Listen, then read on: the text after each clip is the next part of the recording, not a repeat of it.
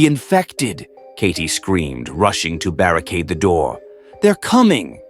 The others scrambled to help, pushing shelves and crates against the entrance as the snarling, rabid creatures slammed into the doors and windows, their decayed hands clawing at the glass. There were too many. Dozens of them, maybe more. The infected had followed them. The glass shattered, and Katie swung her pipe at the first zombie that forced its way inside. Its eyes were wild, glowing with that same feral hunger she had seen back in London. Blood spattered across the floor as she struck it down, but for every one she killed, 2 more took its place. "We can't stay here," Mark shouted, reloading his shotgun and firing into the horde. "We'll be overrun." Sam pulled Ellie toward the back door. "This way, we can make a break for it." Katie hesitated, her mind racing. They had no choice. They had to run, but where? Outside was just as dangerous.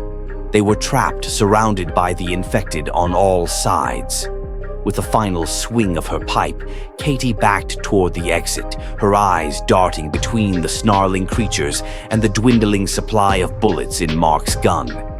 They were outnumbered, outgunned, and there was nowhere left to hide.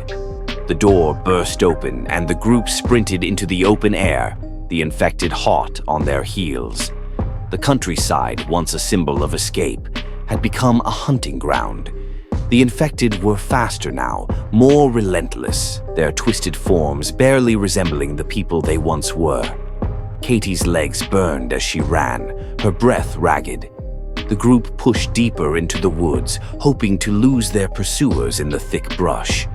The snarling behind them never stopped, growing louder with every second.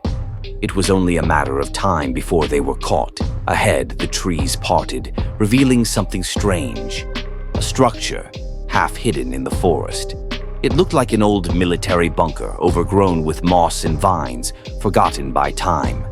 "Get inside," Sam yelled. The group rushed toward the entrance, slamming the heavy steel door shut just as the infected reached them, their claws scraping against the outside. Inside, it was dark and cold, the air thick with dust. The sound of the infected pounding on the door echoed through the small space. Katie collapsed against the wall, her heart still racing. They had escaped, barely. For now, in the silence, Katie heard something she hadn't expected. Voices. She turned toward the back of the bunker, her flashlight sweeping over the dusty walls. There, in the shadows, stood a group of people. They were dirty, ragged, and armed, their eyes filled with suspicion. "Who are you?" one of them demanded, stepping forward with a rifle aimed at Katie.